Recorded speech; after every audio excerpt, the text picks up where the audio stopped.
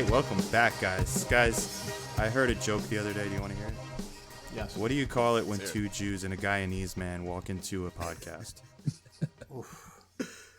The rap lizards. Oh! All right. Welcome back, everybody, to the only show where two Jews and a Guyanese dude talk about hip-hop. We are joined today by the one and only Red Walrus, our man Fred. Welcome, Fred. Thanks for joining us. Hello. Thank you. Yes, man. Thank you. Welcome. For those who don't know, the interlude, intro, and outro music that you hear is all produced by Fred. You could find him on Bandcamp. Just search Red Walrus. A lot of his instrumental music is up there for you to download and support. Dope. Very cool stuff. I am Benny. I am joined, as always, by my man Dion. What's up, D? Chilling, man. My man Gary. What up? Hello. It's good to be back, guys. Hello. It's okay, guys. Cheer up. It's good to be back. If you're a first-time listener, what we do is each week one of us picks an album that we love in the world of hip-hop, and we listen to it all week, reconvene, and discuss what it is about this album that makes it special and what we love about it. That's why we call it Do-It-Yourself Music Appreciation. It's not a review show. We're not really interested in talking about whack music. We try to find the stuff we love and find out what makes it great. Sometimes it's whack. Sometimes. Yeah. It's possible that it's whack. I think we have to leave the possibility open that it'll be whack. It's possible. The door's open.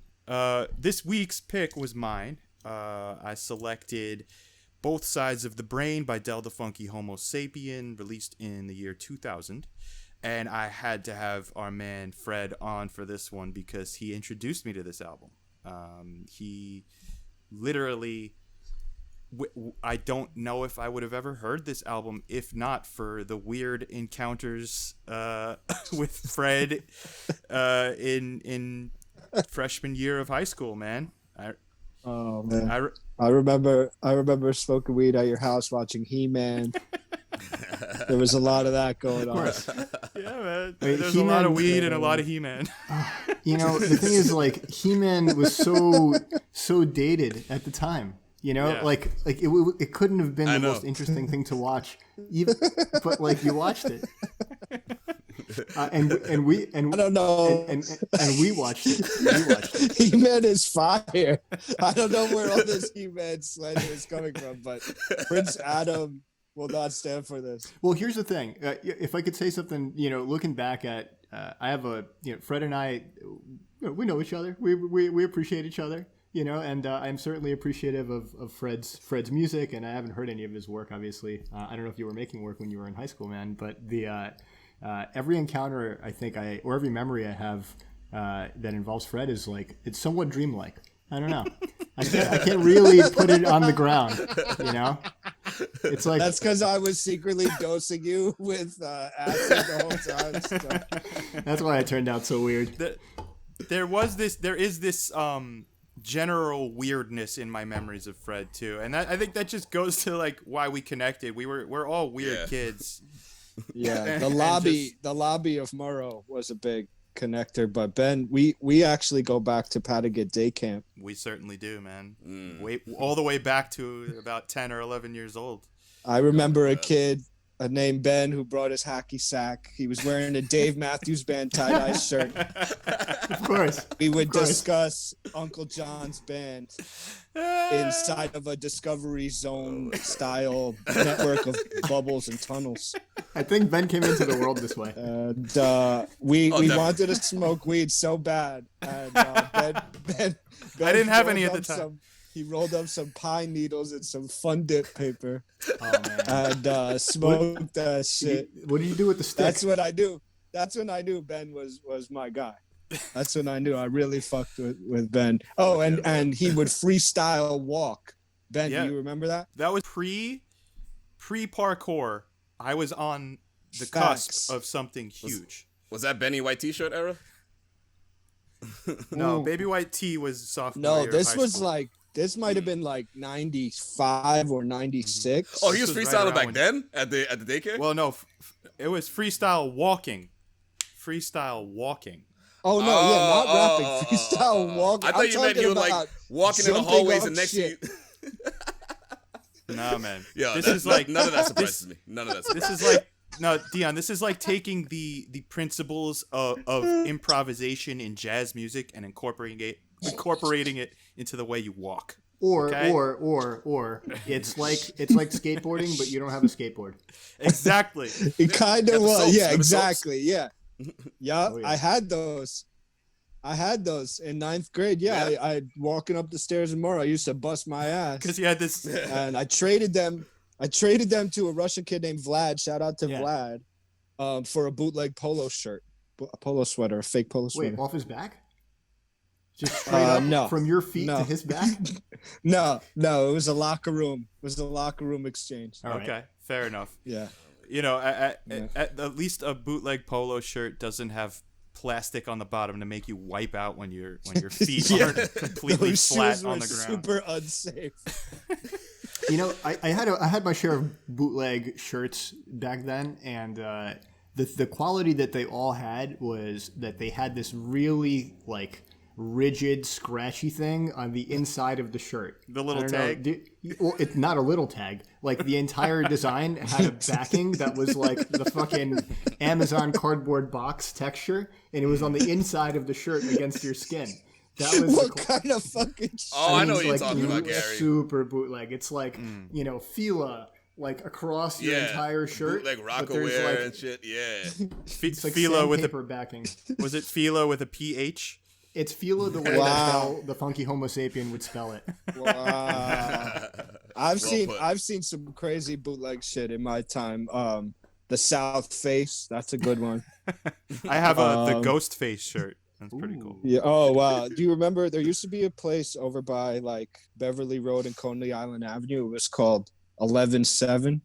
Yeah. That was a good I one. grew Of up course. 2 doors down from 11-7, Yeah. right across the street from Yeah. Kentucky Fried Chicken, which went I out of was business because an about to actual say KFC that. opened up across the street. I was about to say that. And they put but see, you got to study the lineage of this. So at first, Yeah, please. they tried to call it the new Kentucky Fried Chicken. Yep. Then they obviously couldn't, and they just slapped an A from the hardware store over the U, and it just said the new Kentucky Fried Chicken. Oh man. Oh my god. So Yeah, I saw wow. that shit every What a- single day, literally 2 doors down from my parents' house. oh, okay, I didn't realize. See, Alec, me and Ben, our friend. Well, I guess we were all friends, but Alex Malamy, he Malamy. lived right around the corner from you. He was I on guess. Westminster, right? Yeah, Westminster. Yeah, it's just you guys were I a was on little Beverly Coney younger. Island right there. Mm-hmm. Wow, that's crazy. Almost all of my weird, trippy memories that involve Fred also for some reason involve Alex and his Snoogans hat. We're getting way off. Yo, We're getting way off course here. oh my god. Yo, wow, the Snoogans hat. I gotta call Alex and roast him about that. But yeah, let him we're know. getting way off topic. The point how all this started was Ben, me and you go way back, and we all go Yes. back to high school, and we all, I feel like, influenced each other. Like I actually became a huge Dave Matthews Band fan eventually After seeing Ben during naked. that time. I'm hoping that includes the Dead and Fish too. Oh yeah, I definitely did. Well, the Dead I had been listening to for a while because my parents were like big hippies, but My Dave Fish, Matthews fandom has yeah. almost disappeared, but I'm Me still too. big I on the meant Dead and Fish. back then, you know. Yeah. But back to Padgett Athletic Club because Ben, no seriously, all jokes aside, we had a friend named Brad. You remember that? I do. Great kid. Great guy. He's still around. I'm still in touch with him. So his older brother was a guy named Mike. Rest in peace to Mike.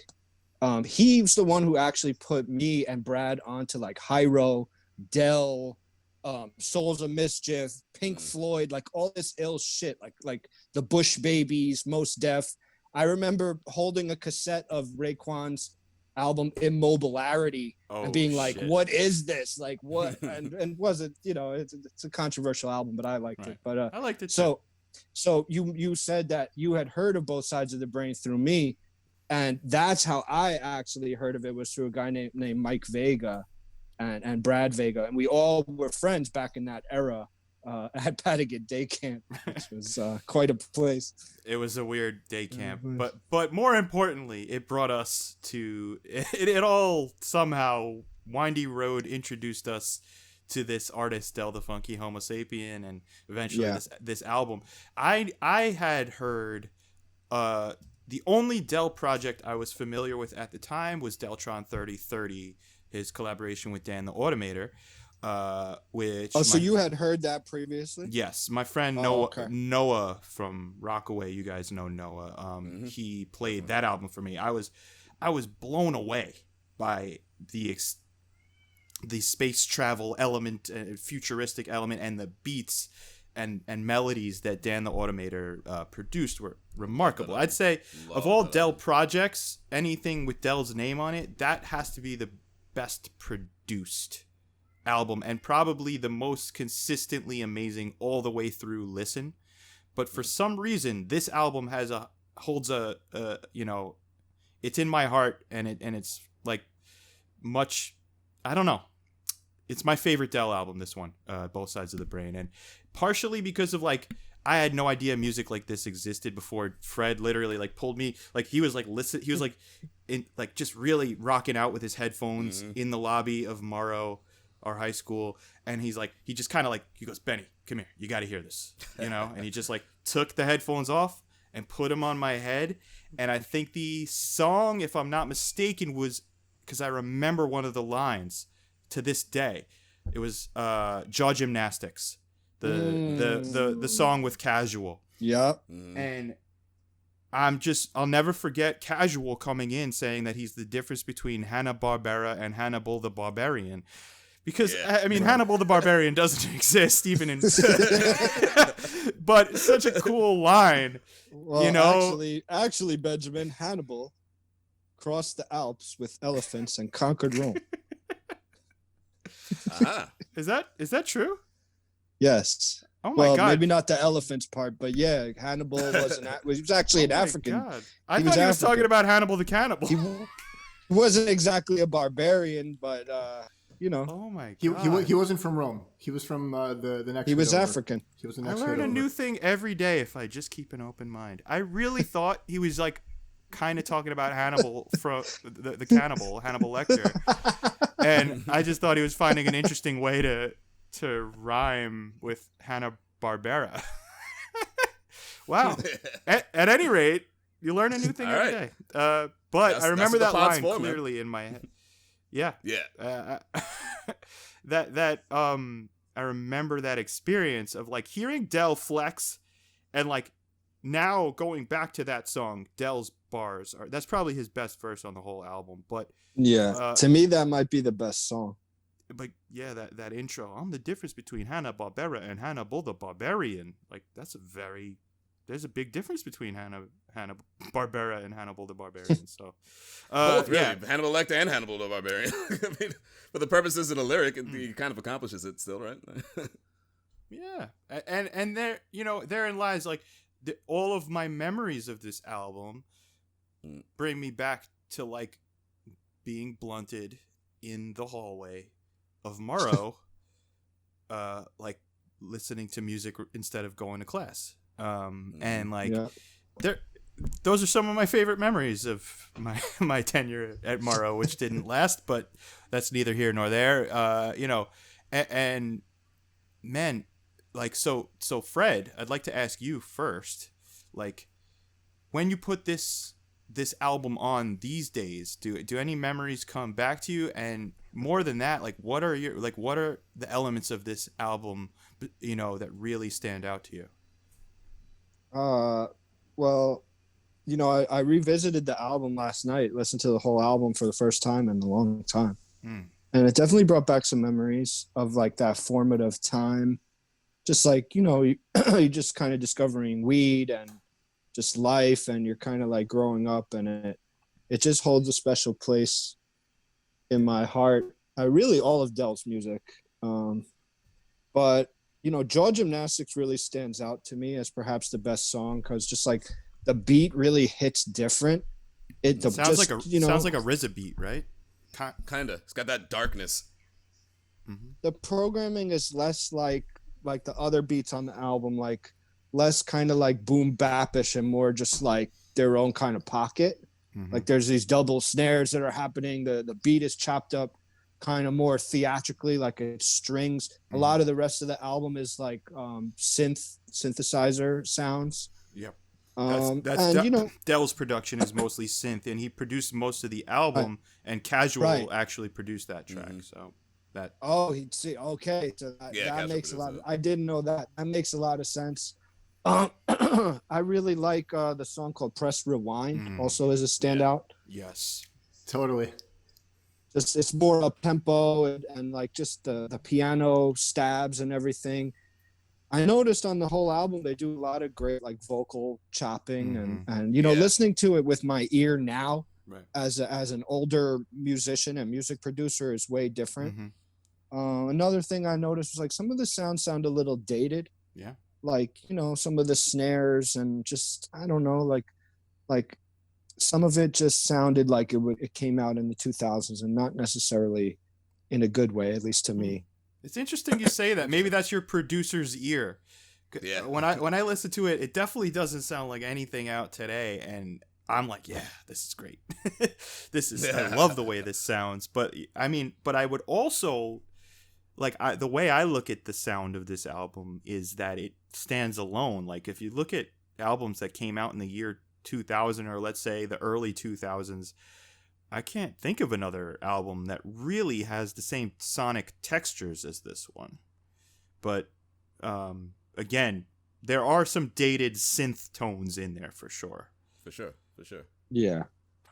Another thing that stood out to me was there's this track towards the end that's like really up tempo and like has this crazy like repetitive noise. Catch all this. Right? What is it called? Catch all this. Yeah, you better yep. outside. Yep. Energy's definitely up in that song. That just gave me such a cool vibe. Like even to this day, it reminded me of like a video game that's glitching. Totally.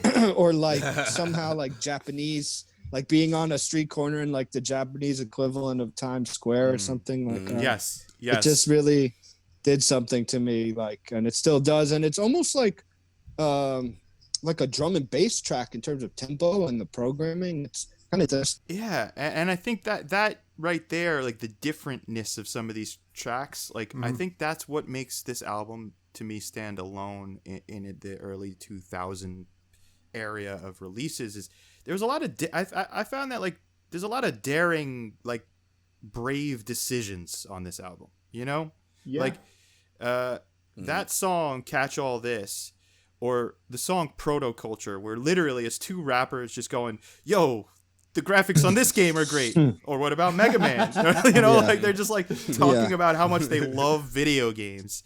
Stuff like that, man. Like I love that about Dell's whole career, but this album in particular, like he's just not afraid to just do other shit and not meet the status quo, Yeah. I would even argue that he kind of birthed his own lane of rap that I don't know what I would call it, but like like rapping about video games, for instance, it had been done before, but like he wasn't even like rapping like, how can I put this into words? Well, he was the first guy to talk about Mega Man. That was important to me. Like good. He was nerding out about video games, and it was so cool, and it gave validation to people like us who listened to hip hop, but we also were nerdy about video games. But like, for instance, Prodigy of Mobb Deep isn't like, and then I played Mega Man, son. Like, but like if he was having a good time, that's what he did. It's just that they're not talking about it. Right. Rest in peace 100%. To Prodigy of Mobb Deep, by the way. That was my guy. I will tell a funny story about some interactions I had with Prodigy before he passed away over the years, but later on. But rest in peace to him. R.I.P. Prodigy, one of the greatest ever. Definitely. But that thing that you just mentioned, Fred, like that giving validation and all that. So like I was trying to put it into words, and this is like that's a real good way to put it. There's this interview, and it's not about Dell, but there's this interview with Mostef where he's fanning out on MF Doom, who's my favorite rapper ever. But he says this about Doom, and I feel this exact way about Del. He goes, yo, Doom raps as weird as I feel. You know what I mean? Like, that's a great way to put it. It's like when Del, and I forget who the other rapper is on the video game song, but it's like Chaos Unique. He literally, Chaos Unique. He literally was like shouting out shit like I was literally playing at the time. Like Doom had a PlayStation 1 port, and and like it was very popular. I used to play it a lot, and like there's bars in there about the game Doom. So like it just was like he was talking about my life.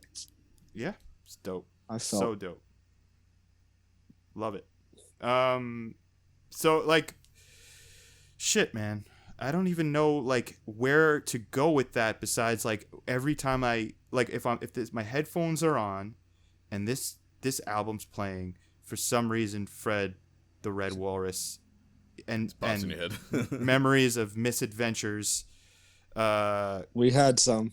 You introduced me to a lot of fucking staples in my catalog, man. You introduced me to The Roots Come Alive. You did the same thing. You said, put these headphones on and listen to this. And I had seen The Roots already. I had seen The Roots actually open up for Dave Matthews Band of all artists. That's crazy. But I was not yet a fan, and yeah, that really cemented that the Roots album cemented it for me. So thank you, Fred. Thank you so much. No, you're welcome. I mean, what I tried to do is I tried to pass down things that older people were showing me, like The Roots Come Alive. My older brother grew up in Philly for many years.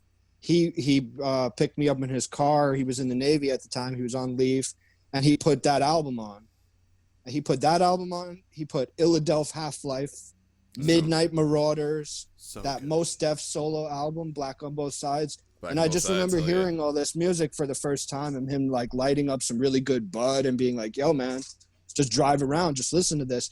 And I just wanted to like reciprocate that to my younger friends like you guys and be like, yo, like listen to this. Like this is a fucking revolution sonically. Like Illadelph Half-Life to me is the best Roots album.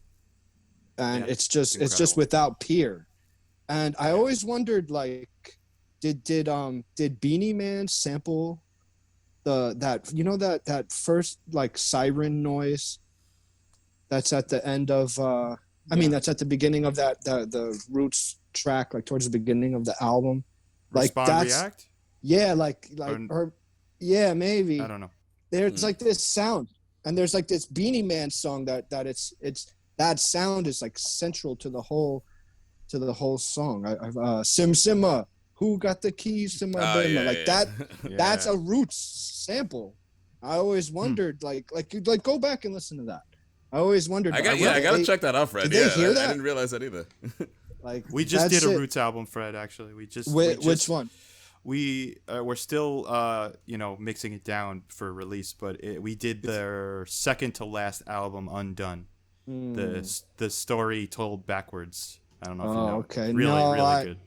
I kind of lost the thread of their albums a couple of years ago. I don't know if my ears just getting tired of stuff. Like there's certain stuff I just don't listen to. Well, like I listen to Playboy Cardi. I would listen to Playboy Cardi before I would listen to the Roots right now. Just the way I am. And that's weird.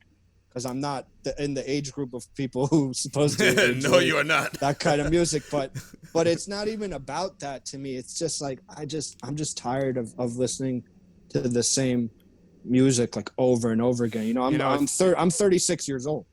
Yeah. So you're in your 36th chamber, man.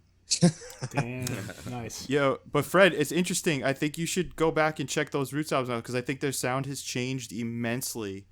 Since Illadelph, since Things Fall Apart, they really have grown their sonic catalog, if you will. Yeah, Pretty cool. I've heard a few things like a little bit later in the 2000s that I really liked, but that's kind of like when I kind of tuned out. Cool. Well, it's, I go through the same ebbs and flows, losing interest, rediscovering things. That's kind of how I did with Dell right now. Honestly, not that I lost interest in Dell, but I haven't really given a Dell album a full, decent listen in probably a few years now. So yeah, so like that again, like not that there's anything against it, just like Fred said, like sometimes your ear just needs new shit to just cycle through. But I'm glad I did, because this album's fucking great. The way we consume media has changed so much too. It's like we don't, it's like it always has to be something. We always need more and more stimulation, like it's like just the way we are now. Yeah, I think that the introduction of streaming more or less any album you could think of just by finding it on Spotify or whatever streaming service you're listening to, at the click of a button has kind of conditioned us to stop paying attention as closely to what we're listening to. Related to that, Dell actually stopped releasing his albums, I think, in a kind of mainstream way. Yep. In the mid 2000s, or I don't know, maybe earlier or later. But there's a lot of his shit only available on Bandcamp, right? Which is crazy. It's not on Spotify, which is maybe a part of the reason why we're not listening to it as easily, right? Because like there's something to be said for having your music just so easy to access. Like that's the magic of Spotify. Say what you will about the business model and kind of what the effect that it's having on music. It is super accessible, It's giving a voice, or at least like a direct input to anyone's hands if they stumble upon you. Whereas in the 90s, you needed a deal. You needed, a production staff to get your stuff out there. Now it's very easy to be independent. Yeah, exactly. I'm going to release an album of me crying and playing Mega Man. And the music is going to be really good because it's Mega Man's soundtrack. You guys notice that Mega Man's soundtrack is pretty fucking awesome every time? Mega Man's soundtrack is fire. Yeah. Mega Man's soundtrack is fire. In fact, check out this band called The Advantage. I saw them live a couple of years ago. Like they do like live versions of like the Mega Man theme and all these NES songs in a live band, and it's members of the band called Hella. You guys ever hear of that band? Can't say I have. They're kind of like this prog rock band, and it's some of the members of that band are in this Nintendo band. They really kill the Mega Man theme song. Amazing. And all kinds of shit. Have you ever heard of Mega Ran? What? Yes. He's literally like a rapper who raps about Mega Man. Like, look up Mega Ran. Shout out Joe Freeman, my friend Joe. Like, literally, he's like obsessed with Mega Man 2 lately, and he's like, "Yo, I found a rapper who only raps about Mega Man." Like, shout out to Joe for creating that link for people like Mega Ran. I feel like it all comes full circle. Like he legitimized what like an underground movement of what kids all over the world who weren't super athletic or they weren't bumping Zombie Nation and taking ecstasy. You know what it is? He was kind of like the later thing, like what Tribe Called Quest did for kids in like the late 80s and early 90s is kind of exactly what Dell did 10 years later for a new generation of kids. Right. And like the sort of nerd culture kind of thing. Totally. That's a very important thing to bring up when you're talking about Dell and his contribution to hip hop. You got to also talk about Hieroglyphics. That crew, it was a very interesting turn of events what happened with Dell and Hieroglyphics. Dell's first album, I Wish My Brother George Was Here, was a major label success. That album. Great album. Largely produced, or at least executively produced, by his cousin Ice Cube. P-Funk samples. It's his most accessible album by far. It did well, right? Yeah. He was signed to Elektra. Then you had his boys, Souls of Mischief and Casual. They each had their own major label deal. Yeah. And each one of their debuts was a success. Yeah. And then one by one in the early 90s, they all got dropped from the major labels. And what they did was revolutionize how an independent artist can find success. By the mid 90s, the internet was a thing that people knew about, that it was, people had computers with modems and in their homes more and more every day. And what Hieroglyphics did was they were like the first rap group with a following, at least, or rap collective, to be like, you know what, screw a label. We'll put it out ourselves. Go to Hieroglyphics website, order our albums on the website. We'll ship it to you. You know, they didn't need Sam Goody. They didn't need Elektra. They really didn't need fucked up, though, didn't they? What? Yeah, but it was almost a case of being too ahead of your time. Now that is a revolution in the model of an independent artist. Like, you know, like that puts the power back in independent artists' hands and out of labels. That's really where the industry is now. Those guys were way ahead of their time with that model, and that's great that you recognize that, because I'm in a similar boat, you know, with my situation and the music that me and my friends make. So you're totally right about them. They created the blueprint for that 100%. Yeah, I think it needs to be, whenever you're talking about this direction that especially hip hop, independent hip hop is now. There's a ton of artists with huge followings, and they're independent. Huge. Logic, for instance, although totally. he does have a deal with Def Jam, but I mean, but his name, Chance the Rapper, on it. Yep. Chance the Rapper. Although he had that monster deal with Apple, so. But it's people who didn't go shopping like, you know what, I need to be discovered in order to be heard. No, you're gonna hear me now, and I think you can't have that conversation without mentioning the pioneer, you know, way that Hieroglyphics decided to get their music out. And there's a lot of great shit they put out under the Hieroglyphics Imperium 100% label. Third Eye Vision to me is a masterpiece. Yes, that's on our list of 2 albums to discuss at some point for sure. It's incredible. I didn't know that they did that they did their own distribution until I was listening to this album and just kind of reading about it a little bit. But when I think of, it's a brave thing to do, and it's a principled thing to do. And when I think about other musicians that have done that, like De La Soul, I just think of the experience of trying to find their music and not finding their music. I'm like, shit, I want to listen to 3 Feet High and Rising.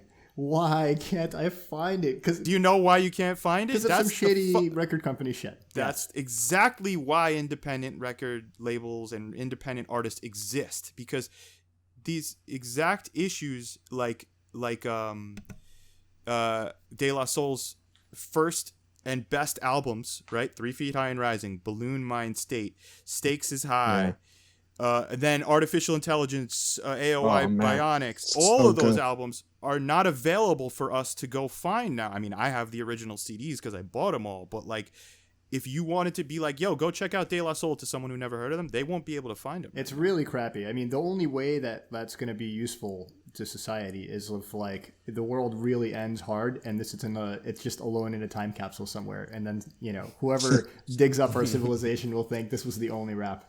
But, like, that's the only way. Nobody's going to hear it until then. Tommy ate my boy.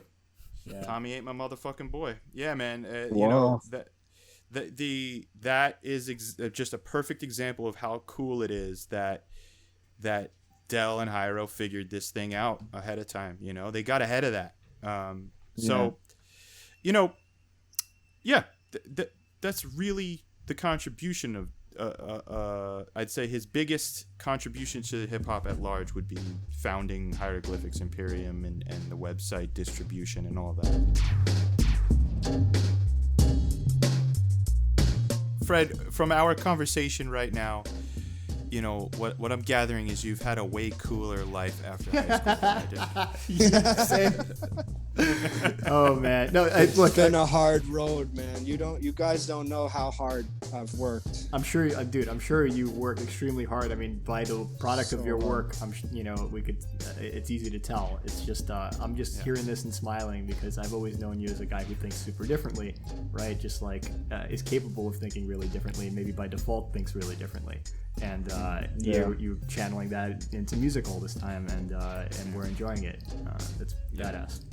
Fred, thank you so much for the beats. Man. The beats too, man. Like it means so much to us. You know, we've gotten comments like dope interludes, dope intros, dope outros. Yes, people called it out. To anyone listening, if you haven't figured it out by now, please go to Bandcamp, support this guy.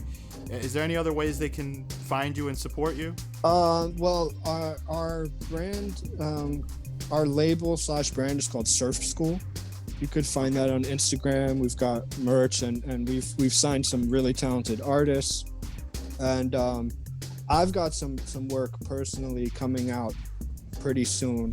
I'm gonna re-release some old stuff that was only limited release years ago. I'm gonna put that on streaming. I'm working on an EP with a really dope rapper named Fast Life from Queens. Definitely check out his shit. He's definitely on some like rock Mars, like kind of, you know, underground kind of flow, kind of that kind of vibe. And then I'm also coming out with an instrumental album with, I work with an engineer named John Sparks. Shout to him. That's the dude who like mixes all of our stuff. He masters, he does graphic design, web design. He's the guy that I call when I need help, like in the studio, or shout to him. He's like a younger dude from Jersey. He's killing the game right now. I've got an instrumental tape coming out with him where I'm producing the beats. They're all sample free, and awesome. Yeah, so look out for that. So. Hell yeah. Excellent. We will. Excellent.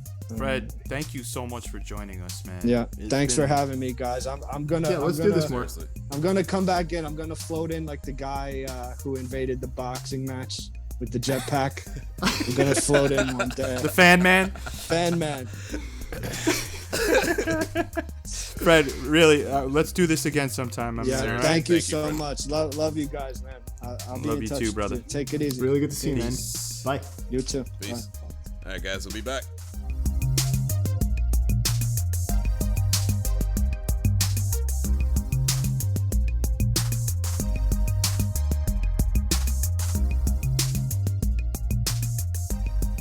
So that was freaking awesome trip down memory lane with our man Fred. What a cool guy, and such cool music that he makes. Yeah, we're really lucky to be using Fred's music. It's so good. I love his instrumentals. The fact that we just, probably started this segment leading in from one of his instrumentals is actually really awesome. It's pretty meta. Yeah, man. Pretty dope. And Pretty dope. he's got his own sound too, He's definitely influenced by the past, but he's got his own flavor in his music. Again, Yeah. And it's not Check him out. all hip hop either. It's it's got some like sort of like synth electronic vibes, and it's cool too. And we you guys may notice that I don't only use his hip hop centric beats. I do branch out sometimes, especially if it's an artist that is themselves kind of branched out. Dell, for example. I mean, again, just to like sort of go behind the curtain to the audience, I will likely use one of the more sort of electronic beats just because that's like Dell's kind of style. So, but another good testament to Red Walrus / Fred's music, that I can pretty much pick out any different style I want and associate it with an artist on a given week, which is fantastic. Yeah. That's anything you could ask for in an artist. got a wide range of steezes to pick from there. Yeah, really cool. Yeah, I find that I could sorry, Benny, go ahead, man. No, I think that your sentence was going to be more interesting than what I was about to say. So go for it. All right, good. Yeah, it was. As I was anyway, just this chapter of our project on this album is not it's not different from other chapters or albums in that I didn't know much about Del the Funky Homosapien as a musician going into it, and it really helped. Maybe almost a weekend to just do a little bit of reading and just who is this guy? Where's he actually from? How does he go through life? Because that context actually adds a lot for me. There's a lot of cool information there. So what'd you learn, Gary? Well, I'll get to that in a second. I was just going to relate to the fact that knowing Fred as we know Fred, not very well, but a little bit, just knowing that he's a really sharp-minded dude. And that he is making music, it very actively as part of his life. That makes it that much more meaningful to hear his music, and I enjoy it. I think a little bit more. So what it means for Del, I don't know. I got a sense that I was listening to this YouTube video. Actually, it was Del the Funky Homosapien inside the Funk House. I don't know if you guys watched that. It's like a 10-minute interview just in his home in the room where he makes music, and it's super relatable. This guy doesn't live in a crazy, he doesn't live in the Wu Mansion. He lives in more of the Red Man type situation. I don't want to I'm not dissing. He doesn't show the outside of it, but he lives a humble life. Yeah, he's a normal guy who's just got a process down and has molded the room to the shape of how he makes work, right? Like every part of the room is just set up like here are my records. They're in a closet. Like there are just a lot of them, right? And he doesn't spend all his time organizing them, I'm sure. And the place where he like chills is probably the place where he plays, Mega Man also, right? And then like when he's like writing and he gets tired, he probably passes out there. And he talks about that. That's like super, super relatable. And you could see how making music is just integrated into this guy's life. Totally. And I think that like Dell's path of music making is an interesting one to follow because like we said earlier, he got his start, under the wings, so to speak, of Ice Cube, right? And that was the whole G-Funk movement, sampling Parliament and Funkadelic in a very relatable gangster rap format. He was never a gangster rapper, but the beats were in that vibe that you would hear on an Ice Cube record, on an NWA record. It was just, the California sound at the time for hip-hop. And then as Dell kind of went out on his own for his second album, he went completely left field with it. And his second album, I mean, he always has a Cali accent, but it sounds like an East Coast record. It's jazz samples, really influenced by the native tongues things that were happening in New York. And for that reason, it didn't do as well because like most artists who completely change their sound on their second release, rarely does that land if there's a success that they then follow up with a completely different approach. But now those two first albums are considered his two classic albums. And then as the years and productions and albums went on, he was at the helm, so to speak. There's actually a song by him called At the Helm on a Hieroglyphics album, but he was at the helm and in the driver's seat of most of the production as the years went on, and he really learned about music theory as the years went on. So you could hear it go from like this, adhering to the format of that hip hop was and like kind of learning from what had come before him to like inventing his own sound. And I'd say this album was a major growth point and stepping stone for creating his own sound, right? Even if, like, I don't know, there's a lot of unknown samples on this album that I really couldn't find what the sample source is, which leads me to believe they could have been just his own synth creations. But they sound like video games. You know what I mean? A lot of these sounds sound like video games. There's one definite video game sample on Protoculture. Yeah, exactly. That's what I was going to say. Which is like from a Capcom fighting game. Darkstalkers is the name of the game. Some like Japanese game from the early '90s. Using like he used a direct MIDI score in the beat, and it's great. Totally, it's like almost untouched, and but even the choppier samples where it's Dell producing the songs, because there's 3 guest producers or 4 guest producers on this album, and then the rest is Dell, and you could, once you learn his sound, you could tell right away, oh, this is a Dell produced track.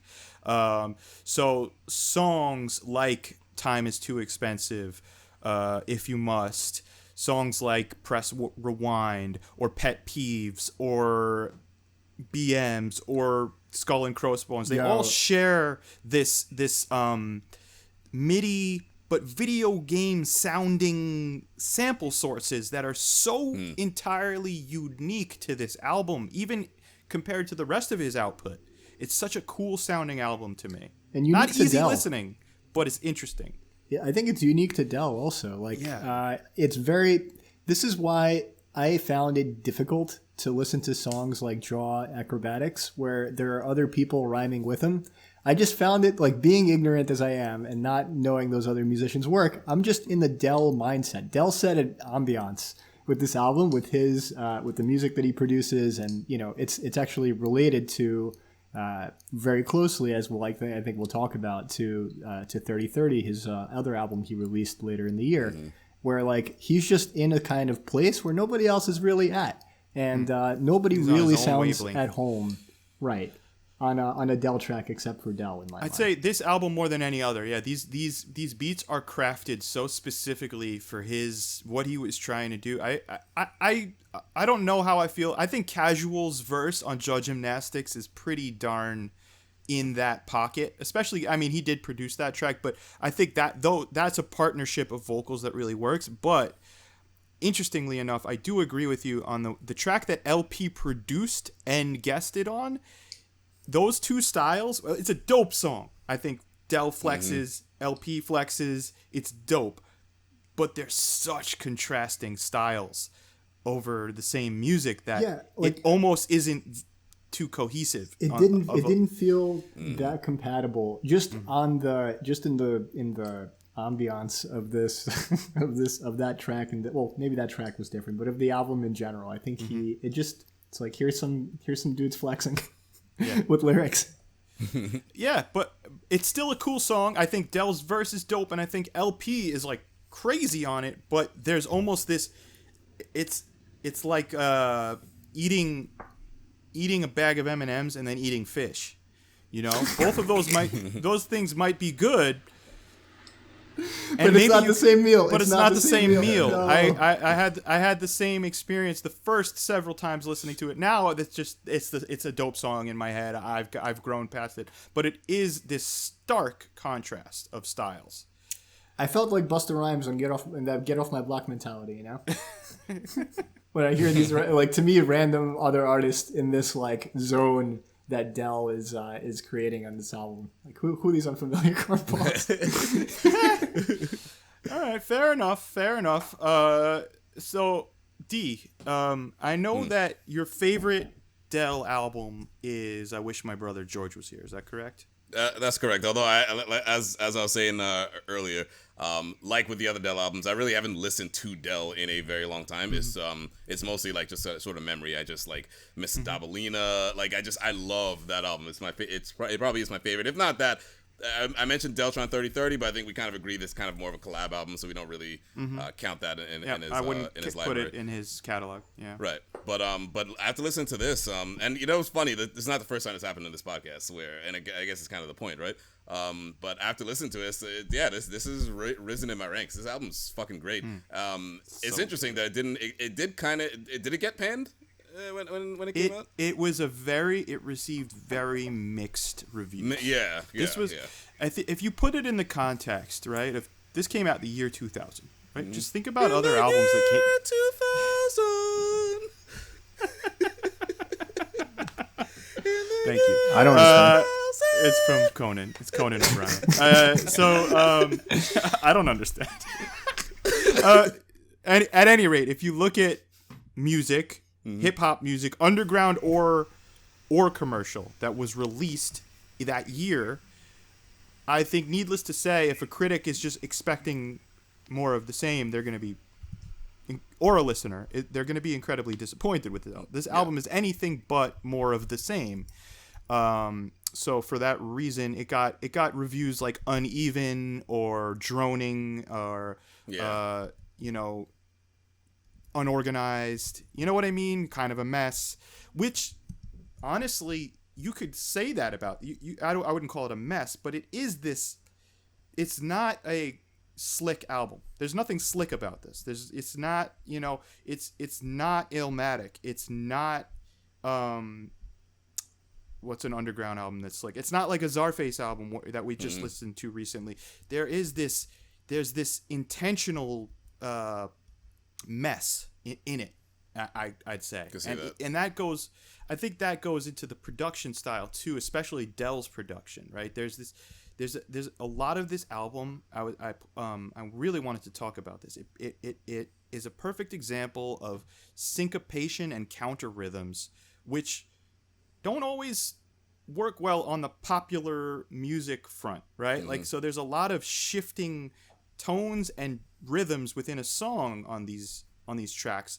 Perfect example, I believe, is Press Rewind, where there's a B section to the beat, right? So like there's the beat, and then comes in this B section of notes that hit on that hit certain parts of the rhythm that weren't being expressed before. So it's dun dun dun dun Yeah.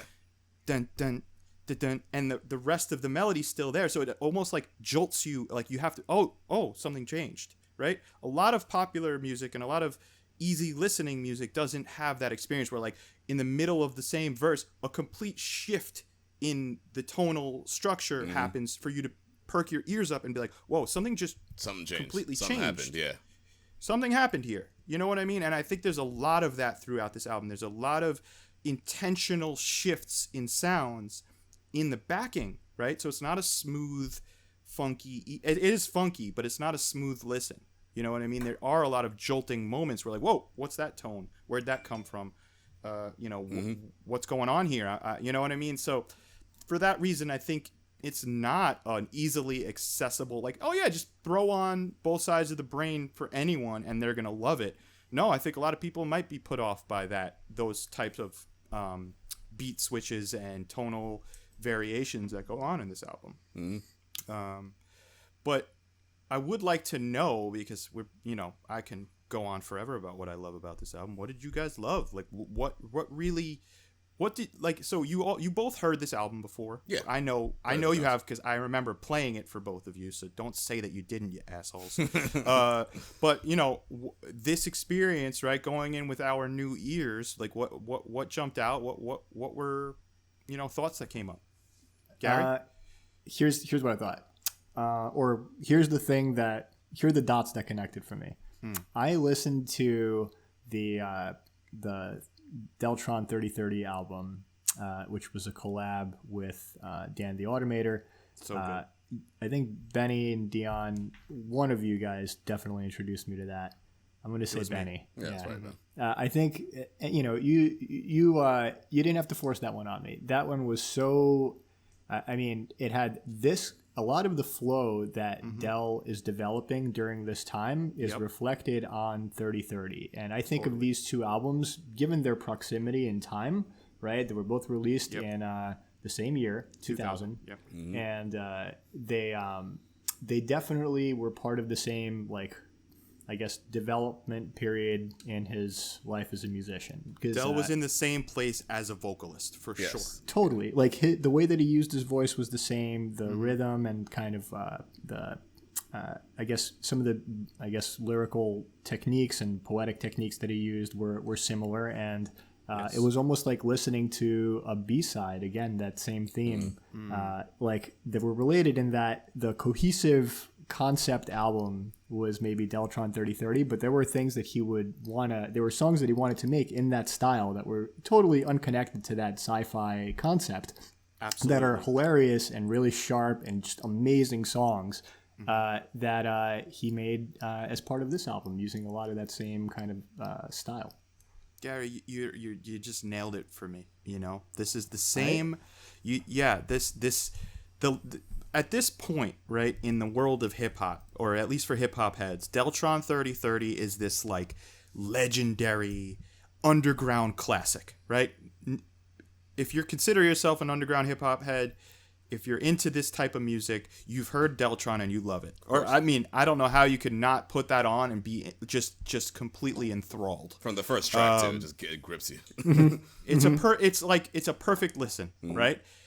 The only thing that project doesn't do, right, is it doesn't give Del freedom to express himself. He is contained, right? This is the year 3030, Del, right? And what Del is going to be rapping about is what it's like to live in the year 3030 as a superhero MC who space travels and goes to intergalactic rap battles, right? So it's awesome, and only a mind like his can come up with creative and incredible songs in that lane, and say things like, "I used to be a mech soldier, but I didn't respect orders," and just right. You could. There's so many quotes. Actually, Ben, I disagree. There's at least one rapper that's obvious that you can clearly Kool Keith. Yes. Exactly. Okay. Kool Keith. Yeah. All right. Right away. Fair enough. Fine. No, that being said, you're right. You're right. You wouldn't get the same thing. Kool Keith would be way. He'd be way too out there. Del actually took that project serious. Like, what would, like, it's gonna be funny and there's gonna be silly things here, but what would it be like if I was a rapper in the year 3030 who also had superpowers and who also intergalactic, like, whatever. Yeah, it wasn't like totally. So like with Cool Keith, you get kind of crazy connection of disassociated thoughts in a way that is really funny a lot of the time. Yes. And with Del, he'll do that. He'll go way out. He'll go like Fred level way out, you know. But like it's going to be serious in some cases, or like more serious than something else that you'd see on the same theme. So for example, the song Superfiend. I know that that's probably something that you guys both wanted to talk about also. It's one of the best songs on the album. But a note that I had just on this topic is that the character Superfiend, the crazy addict character that the song is about, it's similar in some ways to like the Tyrone character on the Chappelle Show. Oh, absolutely. Like, in some ways. However, Tyrone was funny. This guy was like cunning. This guy was a formidable, dude. He's like, he will swindle you. He's gonna steal all your shit and sell it. You'll sell your PlayStation on the street, whatever. Like, he's got a Garfield and Odie beach towel for a cape.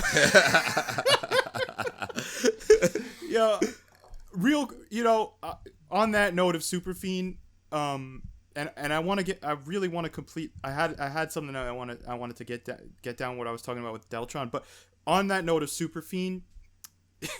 It's such an interesting, weird experience for me these days to listen to that song, because just putting it out there, I think it's hilarious. It's a hilarious, incredible song with the funkiest track on the whole album by far. Sounds like an actual Funkadelic or Parliament backing track, and just the experiences and the misadventures and the hilarity of a superhero crackhead, but now as my adult self, I also think crack addiction is really sad. And I don't, but so did Del, I'm sure. I think that one thing that has changed immensely between the year 2000 and now is awareness, right? You're not going to get comedy anymore that makes fun of drug addiction. Doesn't exist. New media, you're not going to have this, look at this deplorable crackhead as the focus of comedy. Chappelle Show wouldn't exist with Tyrone Biggums. This song would probably receive a backlash at this point. Yeah, right. For right or wrong, we've come around to it at this point as a society. For whatever reason, we now understand that this shit is not funny. Exactly. And so I say that with all rap music from this era, there's always going to be something they're like, oh wow, people really thought, this was something people could crack jokes on, and now that just wouldn't happen. But I still listen to it and I still laugh. Yeah, still fuck with it. Because it was done so well. You know what I mean? It was done so well. So I have no issue with it. I think we got to let art be what it is and not I'm not for I can't listen to this song anymore because I've grown up in my opinion of drug addiction. I'm in my own form of recovery from addiction, and I have my own weird things come up when I see Tyrone Biggums or when I hear a song like this. In the same way, weird things come up for someone who's homosexual that might love rap music too and hear gay slurs. Sure. Weird things happen, but I think as a society we shouldn't shun art for, artists for expressing themselves in ways that were once socially acceptable. It's similar to me watching a Tarantino movie. It's of course, it's straight up art. Now I will never not sort of defend, but it's a lot of N-word use in those movies. But exactly. But it's art. It's the same way. It's it's still part of the part of the thing. So I'm not gonna go back and just now I gotta boycott this. It's no, it's part of it. And honestly, Tarantino could be making a point with the use of that. Same thing with Del. With Superfiend, as sort of funny / serious as a song as it is, you got to remember it also comes right after a song about the evils of drunk driving. His own experiences. Right. So exactly. so clearly he has the shit in his yeah. brain as a serious matter. So like I can go into Totally. a song like Super Fiend knowing it's like, okay, yeah, this is truly like satirical. You know, I don't he doesn't actually you know what I mean? It's so funny too. The character of Super Fiend, his little vocal interruptions and interludes and his voice, it's hilarious. and just the like writing a full narrative song about this character, it's daring. Okay, I think I commend Del for his bravery for making you know what, I'm gonna make a rap song that's all about a superhero crackhead and like the crazy things that go on in his head and the crazy things that come out of his mouth and the crazy shit that he's about to go do. It's awesome. It's a great song. And I think going back to that's what separates this album from Deltron. Why I love this album a little more than I love Deltron. In terms of the complete package, Deltron stands alone. It is a perfect listen. You put it on, start to finish, zero complaints, incredible melody in Automator's production, incredible creative, you know, futuristic sci-fi raps from Del, awesome guest appearances, you know, somebody... MC Paul Barman's skit, what's happening? I keep my dreadlocks in a napkin. You know, like all that shit. It's just a perfect album from start to finish. This one isn't, but it has Del at, I think, his lyrical peak, at his flow peak, doing exactly what Del wants to do, not contained in any box. And so much cool shit comes out of that, man. Yeah, this album's called Both Sides of the Brain, and it's very clearly to me because you get battle bar Del, you get Del telling you not to be a fucking whack MC or he's gonna smash your head in, and then you get story, theme, humor Del, and everything in between. So it really is both sides of his personality. You know, that's what I get from Both Sides of the Brain. Why it's called that. And yeah, so like. Lyricism, I think, is at a forefront. This is like when you pay attention to what Del is doing on these songs, his rhyme schemes, his lyrics, his ability to say a commonplace thought or sentiment in a way that's completely left field and like, whoa, how did he think to use those words to get that point across? I got a perfect, so interesting. I got a perfect example of that real quick. The song Press Rewind. He uses 2 bars to essentially say one thing. All he's trying to say is like, yo, I'm sunning you. And if guys are not from New York, sunning essentially means like, look, I'm besting you. Like, I'm better than you. I'm showing you how I'm better. Like, I'm gonna sun you. And the way he says that is with 2 bars where he goes, surgically remove you from my testes, purposely improve you just to see who the best be. Literally, he's saying, I'm sunning you, as in like, you are so my son. You're coming out of my fucking testicles, and I'm gonna show you how much better I am than you. I'm gonna improve your flow only for the sole reason to show you that I am indeed better than you. So I am sunning you. But that's exactly, Ben, what you're saying. Like, it's a simple concept of him just saying like, I'm better than you, but in this really unique way of using this. He's a wordsmith of this shit.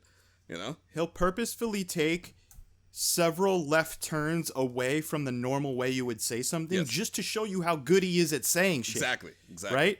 So I'm gonna sorry, we'll cut this out, but I'm pulling up the full verse because I can't I don't have my sheets open, I'm sorry, but we're gonna pull up the full verse from Jaw Gymnastics. I just want to go through some shit with you guys. Yeah, good. Okay, so hold on one second. Del Genius, sorry. Yeah, that's okay. I mean, I could say some shit that I don't want on the recording right now. So, Please. Guys, Style Police. Oh my god. Style Police. So, like, dude, Style Police. Just, I didn't know the title of the song, but now I understand that it's actually just a gay rendition of Police. It's so weird and it's so funny. Well, he's just saying like the chorus, like the cop just like giving you directions, like you're on like a stage or in a fashion show. It's so good. Oh my, there's so much of that too, man. And I don't know if we should I'm gonna say something now, and maybe we could cut it out. But like, so one thing that also happens is like, in the similar vein to what he talks about with like the crackhead of Super Fiend, there's some gay slurs that happen on this album. Yeah. That won't happen these days. Nope. Like from pet peeves, right? Mm-hmm. Pet peeves is like this really, I think, such a creative and awesome song in that it's actually 3 songs. It's 3 songs. It's a hater suite, as I call it. It's yeah. It's like, a hater suite. 3 songs in which each different song is like a different thing that really fucking pisses him off. So, Ben, I'll let you do your lyrics. Not to go all the way, but you kind of brought something up that I was gonna bring up. I think this whole album's theme is people that piss him off. It's a list of grievances on people that piss him off, because he's talking about people whose hygiene is bad. All 3 of the things in pet peeves. It's literally pet peeves. It's shit talkers and it's followers, like people who are just like general followers. It's people who drive drunk.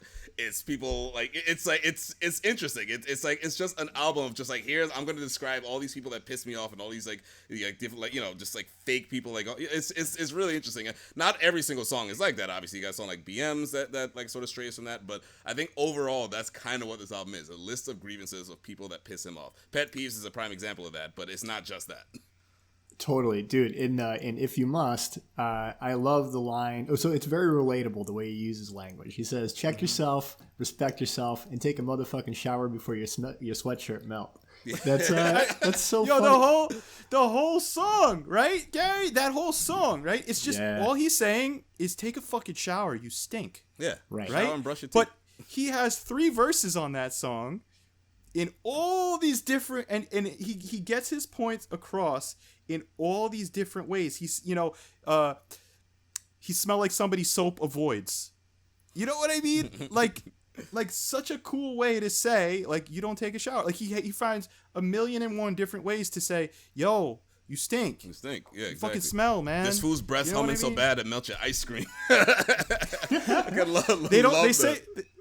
They say don't say nothing, and if you can't say nice things, come too close and my eyes sting. You know what I mean? Like, it's amazing.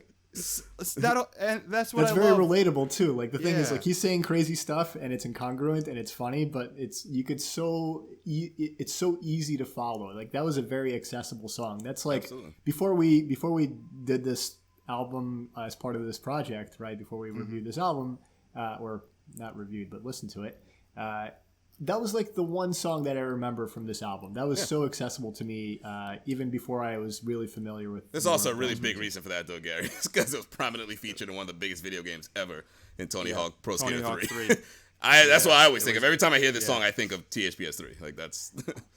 Hey, me too, honestly. So this theme, you could go through, if you pull up his lyrics from every song on this album, and his career, quite frankly, but this album in particular, you're gonna find him getting points across in such a unique way. I think we all can say and agree, he's one of those MCs like Kool Keith, like Old Dirty Bastard. I think, Dion, you mentioned this pre-production. He's just so stands alone in his approach to lyricism, and I just commend anyone who has the bravery, the talent, and the skill to be like, you know what, I know you're all rapping in this certain way, but I'm not going to do that. I'm going to do my own shit. I'm going to create my own lane. People might follow, they might not, but I'm going to say things the way I know how to say them, and it's much cooler than the way you say them. He's kind of, he's almost like talk rapping. You know what I mean? And I'm not talking of the way of people who hate rap will always say, oh, it's just people talking. I don't know what to say. No, I'm not talking like that. I'm talking like, if you listen to the style of how he raps, and I especially saw this, I mean, this may be kind of cheating, but whatever. I'm like, this is how we dissect the shit. But if you read the way his lyrics are like sort of typed out, it's not the standard, 2-bar at a time format. It's like he says like a few words at a time that they all come together as a whole as a one sort of rhyming unit. But it is certainly not conventional. When it comes to rhyme scheme, Del don't give a fuck about the beat. And it shows. And I don't mean that in a bad way at all. I mean that in the complete opposite. It's like he makes it work. I think so that in itself is another piece of it, is that his understanding of music and musicality. I know he's a jazz fan. I know he's a funk fan, right? I've seen many interviews where he talks about how much he loves Frank Zappa music and Parliament music and jazz music. So like his understanding of music allows him to stray away from the rhyme patterns and simple, okay, the rhyme lands here, the counter rhythm lands there. Like, no, he can actually somehow have sentences that don't rhyme at all sound perfect because of his use of vocal inflections, where he's going to stretch out a word is going to land in the same way, but maybe that's not going to rhyme, but you're tricked into thinking it rhymes, but it's all intentional. And I think that is maybe even more of a greater understanding of the beat than someone who doesn't rap that way, because he understands rhythm to a place where he could start experimenting with where the word actually rhymes. Right. He's not following a formula or an instruction manual for how to write his music. Right. Like Skull and Crossbones. I don't know if this is the bridge or the chorus, but when he repeats "If I'm Still Alive" over and over again in this song about drinking and driving and how I don't know, he makes it sound pretty fun. But he's talking about da da da da da da if I'm still alive, and then there's like a pause, and then he says it again, and it just does that throughout the song. That's going to be bouncing around and echoing in my head, I think, probably forever. Yeah, I think that's a perfect example. His use of vocal stretches, of saying something just a little different and a little longer, putting a little more energy into a vowel than you normally would, and that creates his own sound and his own delivery and allows him to maybe play a little more with where the words are rhyming.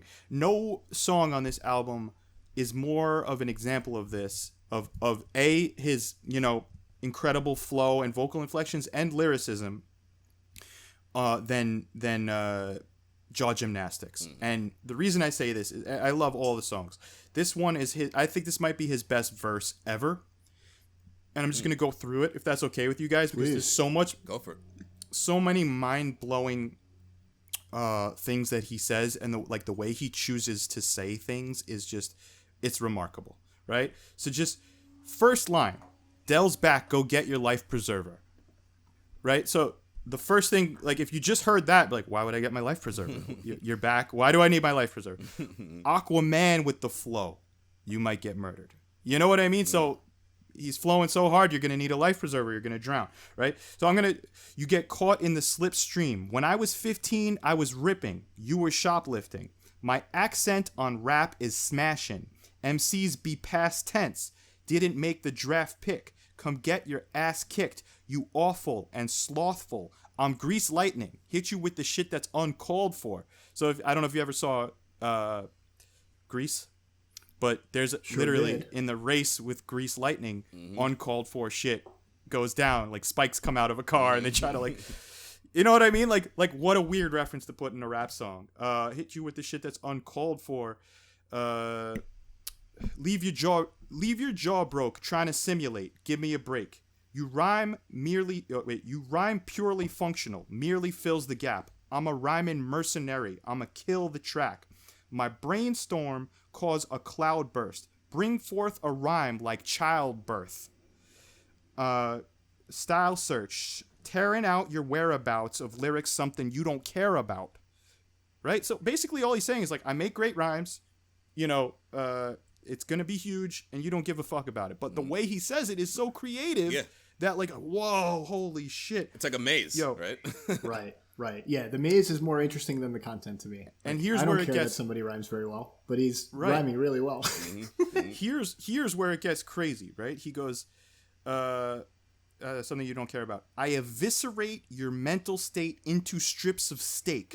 I'ma situate barbiturates to get you baked. Your effeminate image is far from intimidating, 'cause my style you're imitating. That's a sin as Satan. Your corny, insubordinate rhymes are like a porno flick. Compared to Edgar Allan, you spread your talents thin. He's basically saying, you're making some B-rated porno film. I'm a poet. You know what I mean? You got a problem with balancing. Your equilibrium is given up. Your symmetry is imagery. Your videos are pretty dull, big budget. My poetry you covet. Mega destructive. You can't fuck with. I'm loony with language. This art form is truly endangered, so I change it. Never doing the same shit. I make a profit off of oxygen. Phenomenon with no homonyms. What? I'm so like, as someone who has tried many times, right? I spent a good 10 years writing rhymes excessively and trying to make rap songs. None of them were that great, but I tried really, really, really hard. Like, witnessing what this guy does with a pen and the way he gets his thoughts out onto paper in such a creative way. Phenomenon with no homonyms. Homonym is like a thing that sounds like it. You know what I mean? Mm-hmm. And then he goes, hit him with a sonic boom, eradicate your nom de plume. Nom de plume is your pen name. Yep. So he's basically saying, I'm going to erase your rap name. Wow. Like, just like all of that shit, it takes years. It took me years to understand this whole verse. I've listened to this verse a million times, and there's more. I don't need to go. Oh, he also says that party goers call him Yoda, which is like, you know, all you have to say is like, I'm a party animal. But no, party goers call me Yoda. Like, oh, man. It's kind of Doom-like. He's Yep. very, yeah, not right? not in the delivery, but No. in their mind, Exactly. kind of being more surreal and cerebral and less saying things normally. Yeah, exactly. Saying It's like things in a really weird cerebral way. both of them respect the dictionary. Is Yes. kind of the best way that I could put it. Kind of similar to the way that Walt Frazier does too for the Knicks, but that's that's neither here nor there. But yeah, no, that's I'm sitting there. You're right. I think I do need to re-listen to this song and like, you know, think of it in like the sort of lyrical lens, because you're right. I didn't even realize half this shit and how like intuitive it was. I think he doesn't get enough credit for that, being lyrical as fuck, right? He's this creative MC, he's an underground legend, but like, he should be in the category for greatest lyricists, you know, on that list. He's on it for me, man. Yeah, that's why his storytelling is so effective when it's, you know, together with the flow. The flow also sounds like, I mean, it's just such a smooth and fun flow to listen to and nod your head to. It's like, That's rare, right, Gary? To be so complex in your flow, to be so off kilter in your flow, but for it to also be smooth and easy to listen to. Well, yeah, it means that I could enjoy it on many levels over a long time and still find new things every time I'm listening to it, which is cool. Like, on one hand, the easiest way for me to listen to music is like to like skateboard and listen to music, which is probably what I was doing when I first heard this album. And like, really, I'm listening to an MC that sounds like he's got, you know, a skateboard under his feet, or he's got like soap sneakers on or something. It's just like,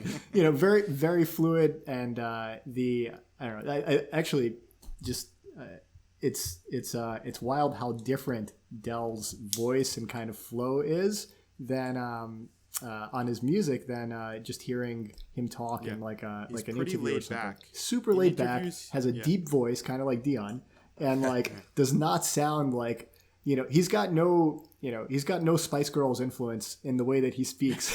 But I don't know if I'm the only one, but I hear a little bit of like that kind of like, man, we're gonna have to cut this. But I hear a lot of Spice Girls characteristics in Dell's vocals. The way that he rhymes on this album and on Deltron.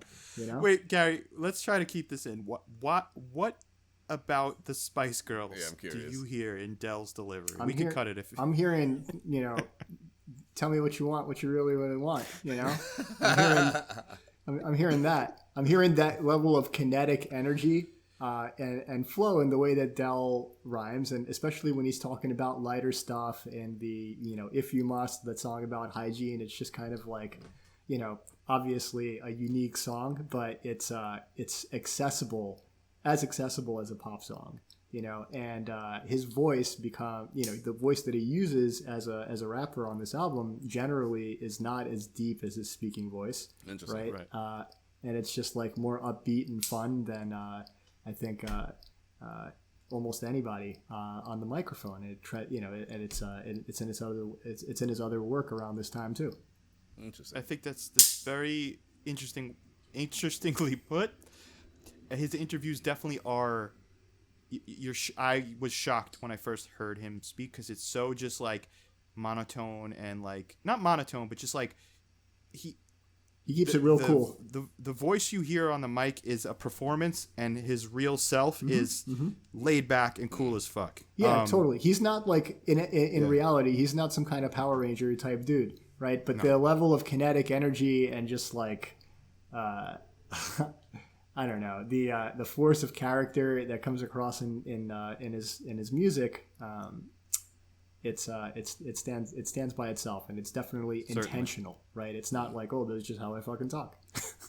And it is intentional. It's such a good point, Gary. It's intentional, and that intention, like getting back to that, there's one, when he says, "I'm loony with language. This art form is truly endangered, so I change it.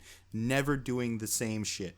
That really speaks volumes to the trajectory of his sound throughout his whole career. He never released an album that was like, oh, okay, he did another Both Sides of the Brain, or he did another Deltron, or he did another Wish My Brother George Was Here. He changes his sound and his vocal delivery so constantly that it leads to an unevenness of output, right? I'm not going to sit here and tell you that I love every single one of Del's albums. Sure. There are some albums that miss the mark completely for me, where he seems disinterested almost in how laid back his vocals are. And there are some recent albums that are incredible. His most recent release, Gate 13, is so dope. I suggest both of you guys check that out. It's the closest he got to this era of Del since.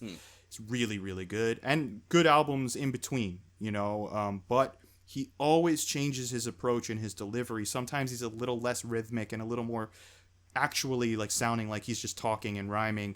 Other times, is more wild. It's like he really does switch it up a lot. And this is my favorite era of Del, from like Hieroglyphics' first record, Third Eye Vision in '98, through right around here. I think he's like on this other incredible unmatched level. D. Can we talk about the song Offspring and that crazy beat? I think it's a Nas beat, right? It's an LP. LP produced it. It sounds like something you might have heard on a Nas album, but it's definitely a very an original criminal beat. It's a crime beat. Such menacing, dangerous. Totally. Yeah, for sure. Honestly, when I was listening to that, I was thinking, I was like, I could easily hear this as a Run the Jewels beat. And I mean, obviously, it makes sense. LP is one half Run the Jewels and produces all the Run the Jewels. So it's not like a far fetched, a stretch of a thought. But yeah, that's definitely something I was listening to this entire time. Especially once I realized that it was LP, I was like, oh yeah, this could easily be a modern day Run the Jewels beat. No doubt. And this was the LP of the era of LP where my favorite LP is Run the Jewels LP. He's a little more, I don't want to call it basic. It's not basic at all. But his flow and rhyme patterns are way more in touch with reality. I don't like he'll go for bars without rhyming and then rhyme right away. Like this song. It's funny because I hadn't heard all over the place. I hadn't heard LP in a while, but before Run the Jewels. So listening to this song was like, it was getting me back to that old LP, and I forgot that his style was way like. I mean, you think Del is kind of all over the place with his rhyme pattern? No, LP. Yeah. But again, I know we said this many times, but like mean this in a good way. Like this is not about like he sounds fucking dope. But I think I do agree with you, Ben. I prefer the sort of more the more recent sort of like Run the Jewels. A little more tethered to the song. Exactly. And, exactly. Following the rhythm of the song. In the words of Gary, more accessible. It's like a little more accessible now. I'm so glad to hear that's LP, because when I was doing the little bit of research that I did for this album, I was looking at that song and saw LP, and I forgot that LP is the other half of Run the Jewels, even though, Dion, you mentioned it on the podcast 2 weeks ago or something. I forgot. And I'm like, wait a second, this guy looks really familiar. Could it be the guy from Run the Jewels? I'm like, wait a second, it doesn't really say much about him. Maybe I'm just like face blind and I really don't give a fuck who anybody is. Am I done with people at all? And here it is, ended up being the guy I thought it was. Listening to this song made you like go introspective. Is that what you're saying? That's amazing. That is amazing. I mean, everything does. You never know what's going to trigger it for me, man. Like I'll just Gary has become self-aware again. It goes in 5-minute increments on and off. It's like a flickering light. You gotta unplug yourself and plug it back in. That's what you gotta do. Yeah, you're right. It's time to restart. Gotta charge your batteries, bro. So, I mean, I would love to hear Dion, again, because like we kind of teased on it, right? But you've said that like this, you've known this album, but this listening that you had before we recorded kind of changed your mind about it. So please elaborate. I feel like I've hogged the mic a lot as I usually do. It's like a couple of specific songs that came out. Like BMs, for example. That's a great song. It's basically taken like it's almost taken a stroll down his thought process and his memory in a very linear fashion. To me, like it's more than like storytelling. It's got going back and forth style. between. Yeah, he's going back and forth between his love affair with weed and booze. Weed and booze. I love that. Yeah, but kinda, but it is still linear. Like it starts off with him saying, "It's like, all right, I'm getting out of probation. Like, I'm out on probation. So because of that, like, I can't smoke weed the way I did before. So I'm sort of like forced to, if I want to like do that escape, I gotta like drink alcohol. So I gotta like sort of find a love for alcohol. And then eventually he's like, oh well, I made my way to Amsterdam and sort of reignited his love for weed. And then it kind of it's almost like therapy for him, right? Which in itself, like to me, this whole song, I feel like I'm him in like a therapy session almost. It's almost like it's like him going through like how he got here to being like. I mean, I don't want to. I don't know.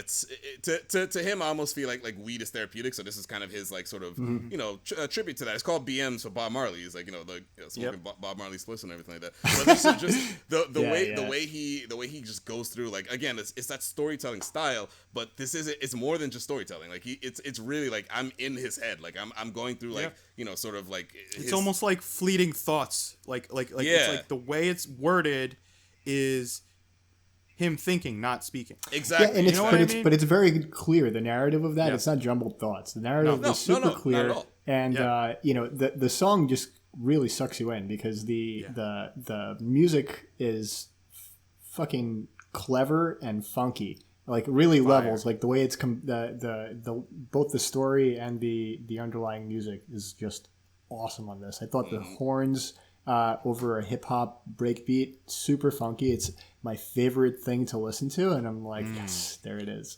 So, and the story that goes along with it, I agree, Dion, was like it was a dope song about being on drugs, and the prison part. I'm sorry, I was just gonna say I don't think it's not him necessarily glorifying it. It's not the point of the song isn't saying like, oh yeah, like weed is great, like please go smoke weed. He's like, no, I'm gonna tell you my personal experience with it and why this shit is good for me. Like that's different, I think, than I agree, man. That's not that. I think we're talking about the same thing. Where we are. I love such a clear narrative from an artist about their experience living on an extreme, right? Like he's describing an extreme way to live. Where you like you show up in Europe, okay, you're in Amsterdam, and now you've got like this is what you're doing with your time, right? And before that, if you needed to get to that state of mind, you were drinking a lot. And he talks about drinking a lot. It was like starts off with a couple of Heinekens. Now I'm drinking, a couple of bottles of red wine, like as dessert, and like hard liquor, right? Just kind of that progression of like he really gets into that as a lifestyle, and I'm sure that made a big impact on him. He just is super clear about that. It was interesting to hear that and not, experience it directly, but you could get right there by hearing Del talk about it. Exactly, and then he go the very next song, as we mentioned before, Skull and Crossbones, goes into it's like all right, like if, just to reiterate to the audience, I fuck drinking and driving and everything like that. And I mean that's me saying it, but I more meant that's what Del is saying to the audience, like just to get the idea. It's like all right, I know in BMs I just talked about like like sort of a little bit of problems with booze, but now I'm gonna like really make you like aware of where I stand with this shit. Really paints the dangerous picture of being in favor of drinking and driving. Yeah. Exactly. Like I think it's not like, hey, everybody drink and drive. It's like saying when you have this attitude towards drinking and driving, let's see if you're still alive. Yeah, you know what I mean? exactly. And I love that. It's a really interesting way to uniquely write that song. puts you in his head, like in the head of the drunk driver, but not in a sympathetic way, not at all. It's a really powerful song. I mean, even that last verse is dark as shit. Like he's basically describing his very painful, tragic death from crashing his car because he is drinking and driving.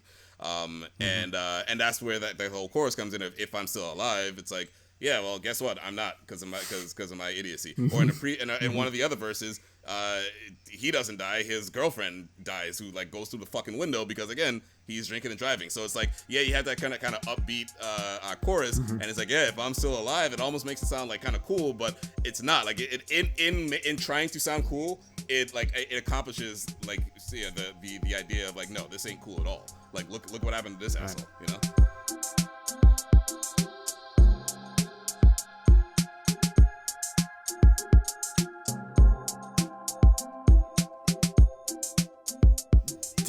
One song that when I heard it, for some reason, I said, man, I think Dion's going to love the song. Tell me if I'm right or wrong, okay?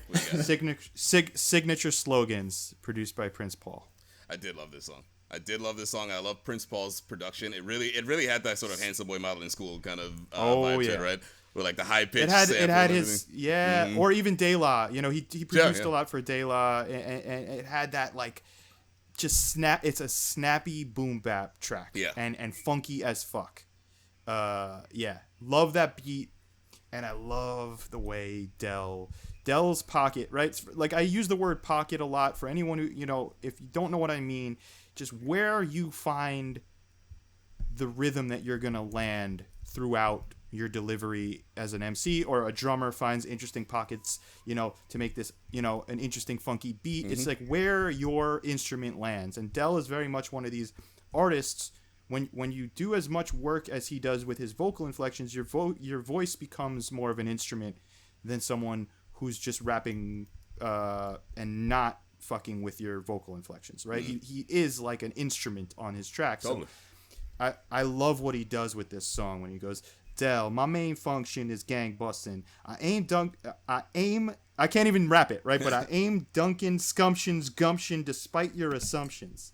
Ooh. I like lumping up dumb cuts with abundance. Rhyme reservoirs that glitter like a gun bust. You know, it doesn't really rhyme, but it rhymes. But I love that. Exactly. And the way he says it is, you know, that last line, he goes, rhyme reservoirs that glitter like a gun bust. You know, like he just his use of his voice elevates those lines so well. Totally. Obnoxious to coppers and fake hip hoppers. They bite my steez and try to doctor my cross words. You know, for the highest offer, I plot the Oxford poetical professor, the gotcha. Like the Shaka, nocturnal burning herbals playing TurboGrafx. Yo, TurboGrafx is this video game system that was out for a few years and did not do very well. Clearly. In like the 90s. In the 90s. I only knew one person with TurboGrafx. Damn, anyway, you know, it was a system that I knew one person with? Dion, did you have that original VR system where everything was red? Yeah, of course. Virtual Boy. Of course I did. And in fact, Gary, I take a step even further. I didn't know. Obviously, you were about to say that, but as soon as you started saying that sentence, I knew you were talking about Virtual Boy and me. I knew that's exactly where you were going to go with it. Of course. Here's the thing, man. I have nothing bad to say about Virtual Boy. Why not? You know, but you know, I also could still see. Yeah, exactly. That's probably why you think I'm wearing fucking glasses these days. Playing Mario Tennis and nothing but red and black. Dude, the fuck? Virtual Boy, was like, you know, they really left a lot to the user in that case. They were like, here are some red lines, and here's and just go nuts with your imagination. What you want to do? By the way, in 30 minutes, you're gonna have a splitting headache. So enjoy it while it lasts, motherfucker.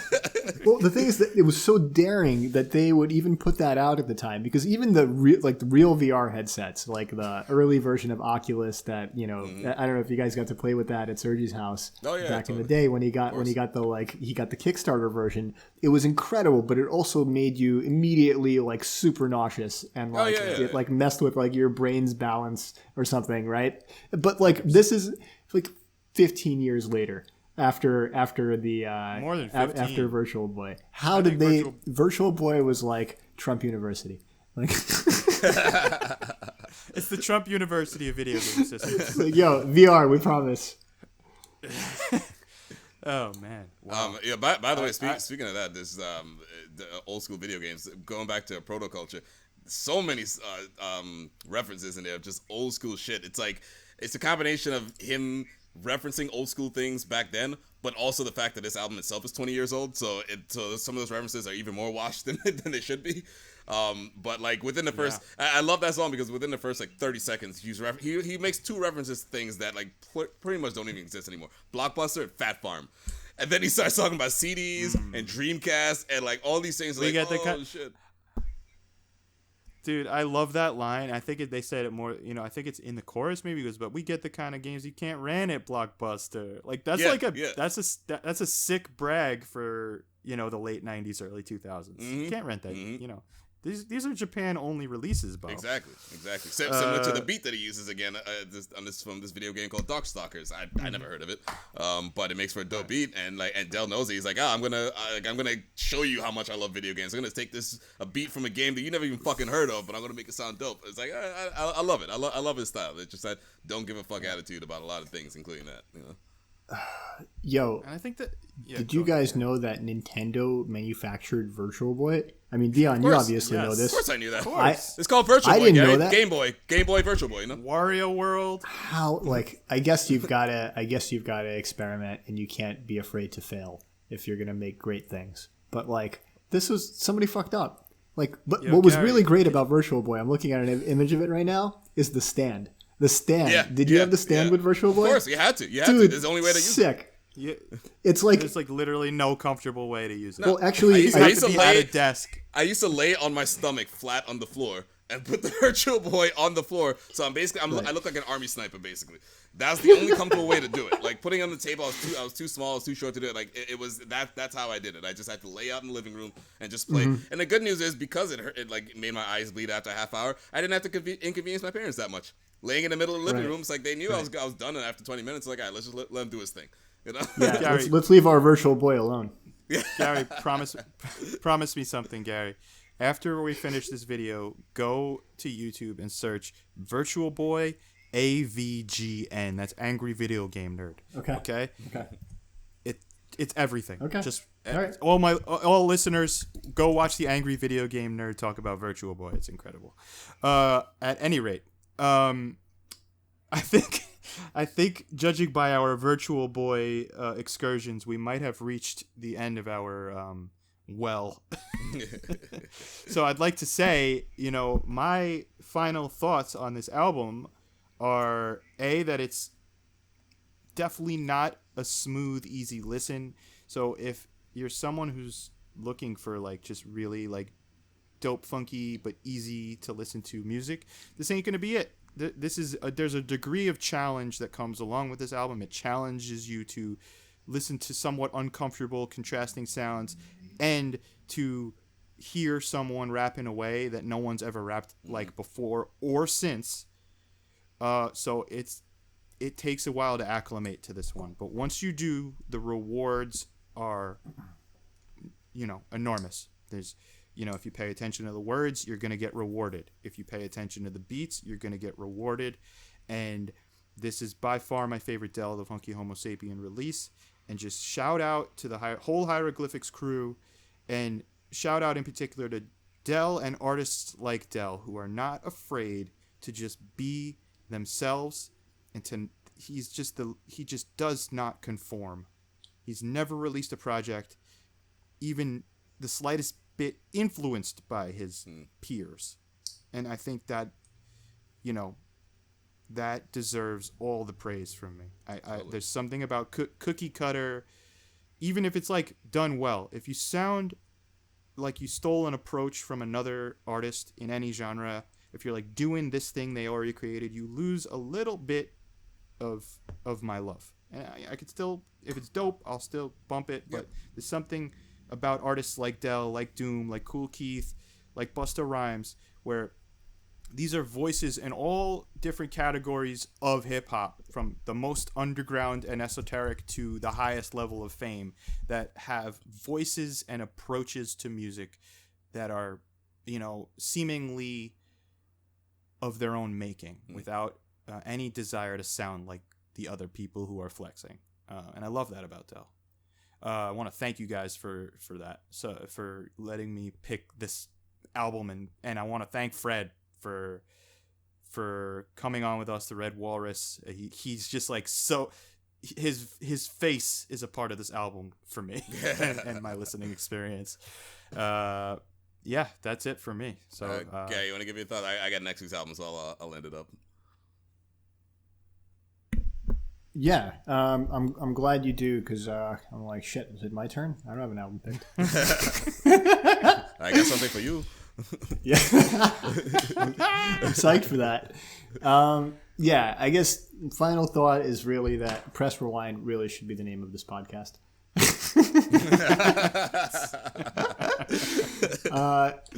Yeah, this was a lot of fun. I loved getting back into Dell, and then really, because of how much of an impact 3030 made on my life, just listening to it on long rides on the G train and just across all the boroughs, even sometimes late at night, and throwing this on my Discman that was bright yellow, which was like super easy to mug.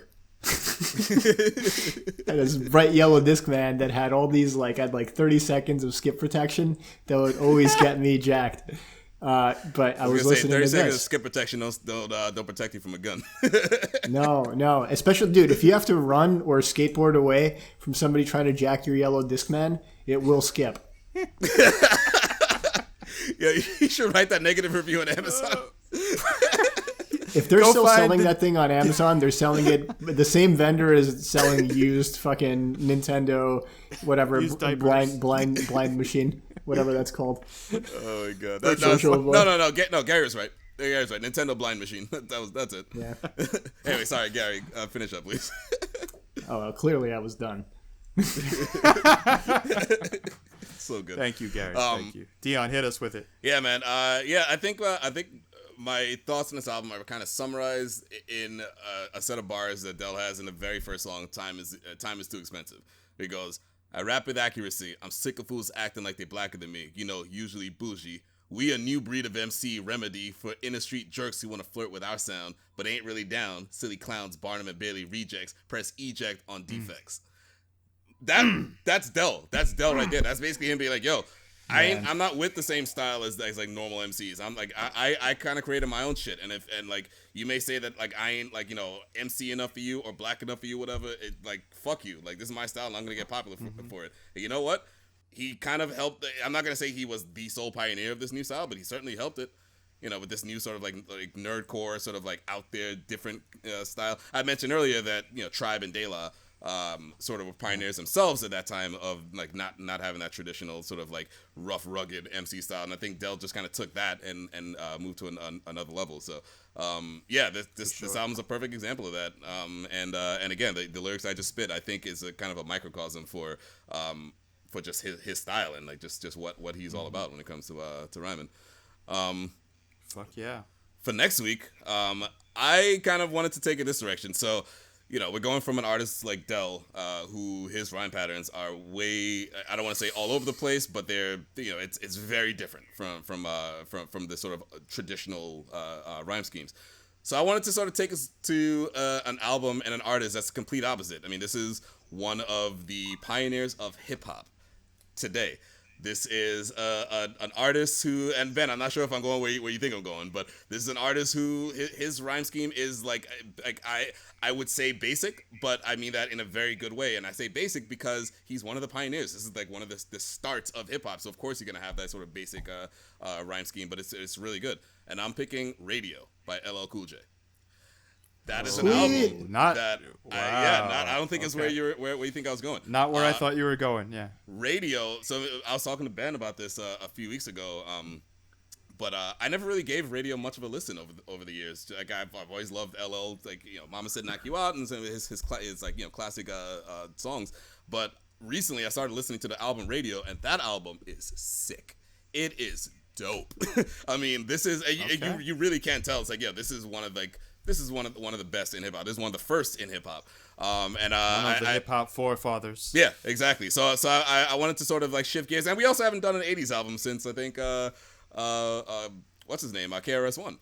Yep. I don't believe so. So I want to brings back to that. And again, I just wanted to sort of like steer like the other direction from Dell. It's like, all right, here's Dell. Here's like the future of rhyming, and I want to go to where like where the shit all started. So LL Cool J, Radio, dope album. Please give it a listen before our next episode. I hope you guys enjoy.